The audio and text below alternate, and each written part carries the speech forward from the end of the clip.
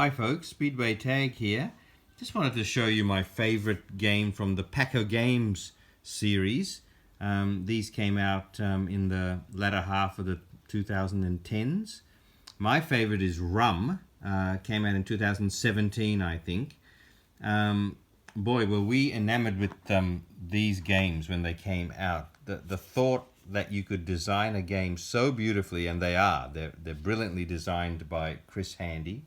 Look at that, Rum, Plunderful Rummy, right? Great artwork on the box and on the cards as well. This box is the size of a pack of gum, and 30 cards that size fits into this box perfectly. It's an absolute feat of brilliance to design a game that would fit in a box that size. You can literally put that anywhere and take it along. Here what the cards look like. See, they're exactly the same size as the box, and they're linen finish as well, these cards, which is really great. On the back, they're made to look like boards from a shipwreck, because this is a pirate themed game, obviously, called Rum. And the first thing you do with this game, oh, by the way, my Game & Watch, Nintendo Game & Watch from 1985, Tropical Fish, is going to be joining us today, because for some reason I just like looking at it today. All right, and it's helping me with the time. Okay, so the first thing you do with Rum, look, Rum's my favorite. Dig is another one that came out in the second series. There were two series, 8 in the first, 8 in the second. So Rum and Dig are my two favorites. I love Boo and Bus as well. But I think these are still available, I'm pretty sure. And you can't go wrong with these. These are just so entertaining and so amazing to discover how you managed to design a game this way. So let me just quickly show you how Rum works. It's very simple. It's a different take on Rummy, obviously. The first thing you do is you make sure you put aside that parrot card for the moment. Okay, put him aside. And then what you do is you just shuffle these cards like that, making what is supposed to look like a shipwreck, and it does. Yeah, I really appreciate that, the effort to try and make it as thematic as possible. And I just think the backs of those cards look great. These are your objective cards. They're called captain cards, and I'll explain to you how they work. And then you've got something called the castaway clock, which is your timer for the game. And it also, when you draw this parrot at some stage, you are going to have to discard cards from your hand according to what that little icon there says. At the moment, you'd be discarding 2. Okay, then after you have created the shipwreck, you draw out 3 to form what's called the beach. So these are what these cards look like. They're in their dual use. When it's facing that way, you're using that icon, which is 1 rum bottle. And of course, when it's facing that way, you're using it as 2 rum bottles. So you've got a choice of yellow or pink or both. But when you're creating the beach here at the start of the game, you take out 3 and you place them with the single bottle up. That becomes a communal kind of market mechanism, if you like. And those 3 single bottles are always available for all players to use to add to their sets. And you're making sets to claim those objectives. Okay, so once the beach is set, you mix the parrot back into the shipwreck there, and then each player gets 1 card to start, and then off you go. Just like Rummy, you are trying to create sets of colors of the same bottle to claim those objectives. How do we claim them? Okay, at the moment you notice every objective has got 1. The 1 at the top of it. That means to claim, for example, the red. If I wanted to claim that red objective, I'd have to hand in cards that have got red bottles on them, a total of red bottles on them that's more than the number on the objective at the moment. At the moment it's 1, so I'd have to hand in at least 2 red bottles on my cards to claim that objective, I would then take it and place it next to me, and that would be my points. I could do that again and again and keep handing in red bottles if I wanted to keep spinning that card to the various values that you can get it to. Or I can go for the other objectives as well. So that's nice flexibility there with the scoring. But what you do on your turn, either you take a freebie from the shipwreck into your hand, or you take one of the cards from the beach into your hand. So, but if you don't want to do one of those things, you can actually start handing in sets. You can't do both, so it's either taking cards or handing in sets. Okay, so the beauty of this is you can combine your bottles here, as I said, with the top 3 bottles there in the beach, and create sets that way, or just from your cards as you have it. Now this guy, the 3 in the beach there is red, brown, and purple, and look, he's got a purple rum bottle here. So what he can do, he can say, okay, I'm nominating that purple rum bottle. He's going to mix with this purple rum bottle. That's 2. So I can actually claim that purple objective, that purple captain card. I'd spin it to the 2. Right, so the 2's on top, and so now I've got 2 points.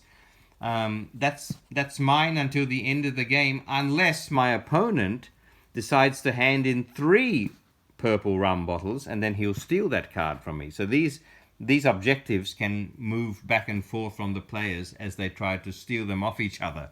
Okay, I use this card, and so that goes back into the shipwreck. The one on the beach stays, because that's just free to use all the time for different players. Okay, this guy might decide to... he might take a card from the beach. Okay, so he's going to take this card. There we go. Okay, and when you replace a card on the beach, it goes face down, like that. Okay, and when there's 3 face down there, they all flip up. You can choose to take a face down card as well if you want to take a risk. Okay, now this guy's going to, back to his turn, he's going to draw a card. Doesn't want to do anything yet. No, not really. So over to this guy. He's got 2 red bottles there. He could hand in these 2 cards and claim the red captain card. But you know what? He might just want to keep going for a little bit and develop a little bit of a hand, which is pretty good, because you are able to claim more than one captain card if you can on one go, which I think would be really good. Okay, he's going to take another card. We come to him. Okay, he has got 2 reds still. Look at that. He's got 3 browns if he hands in these 2. Now I know this card's also got a purple on it, but you can just disregard that. So he's handing in 2 browns there. He's going to match it with the brown on the beach, and that gets him the brown or orange objective. He handed in 3, wasn't it? So this turns to 3. He's got 3 points. So for me to steal that back, I'm going to have to come up with 4 or more orange bottles somehow, which is quite tricky when you haven't got many cards. So let's draw another card for him, and this keeps going. As you can imagine, he might wonder if he might take something from the beach. Yeah, he might take this card from the beach, and so again we put a face down card in the beach. Now what can this guy do? Can he hand anything in to get something? He can hand in 2 pinks to get the pink objective. Can he steal the orange from the other player? He can't yet because he hasn't got the right cards. Why, he might do that. He might hand in his 2 pink rum bottles, mix this in back into the shipwreck, and claim the pink objective 2. So okay, so he's got 2 and 2. He's on 4. This guy's on 3. This guy has got 2 purples here. Okay, let's just say there was a purple here in the beach. Is there one? Just so you can see how this works. Let's see if we can find another purple single.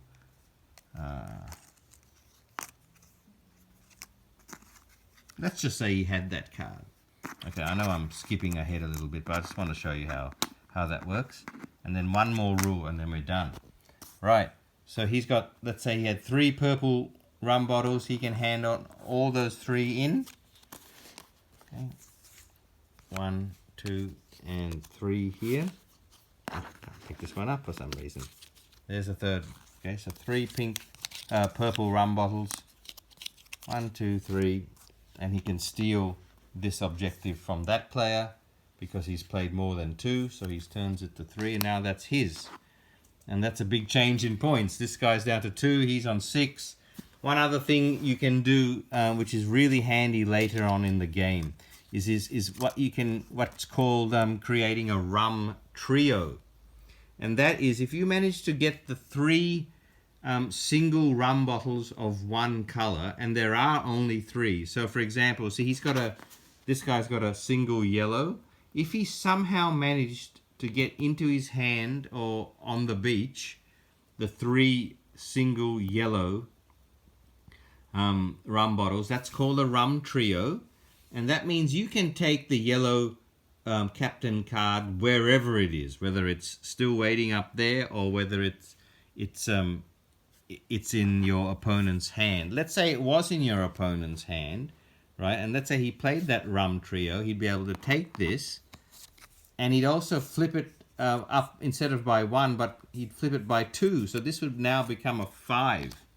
So trying for that rum trio is very powerful in this game, and especially towards the end if you can manage that. I really like the way that you can combine your cards with the communal things here on the beach. I think that's really clever. Yes, we've seen it before, but it works well in this context when you're trying to expand the idea of playing rummy. The castaway clock is a good timer. Okay, anytime someone draws the parrot from here, that'll tick over to the next number, and it also makes you have to discard that many cards. On the other side, once it ticks over to the 5, 6, and 7, you're discarding 3 cards at a time. So at the end of the game, if that clock runs out first, whoever's got the most points wins, or if all the objectives obviously run out. And let's see, the other game end is you actually meet the scoring requirements. So for 2 players, if the first player to get to 21 points wins. 3 players, the first player to get to 18 points wins, and for 4 players, when you get to 15, you win. So and by the way, when the shipwreck cards in the middle run out, the person with the most cards in their hand has to discard their cards back into the middle. So that's also something to watch out for. You don't want to get stuck with a lot of cards when the shipwreck area runs out. So make your sets, combine them with the beach, get your objectives, get it all done. It's a really nice theme. Components are absolutely fabulous. Again, I can't believe these are beautiful linen finished cards as well. And so that's rum. Okay, I really recommend you trying to get hold of one of these Paco games and to experience them. I assume most of you have already, but if you haven't, they're super, super fun. So it's bye from me, and it's bye from Mr. Tropical Fish.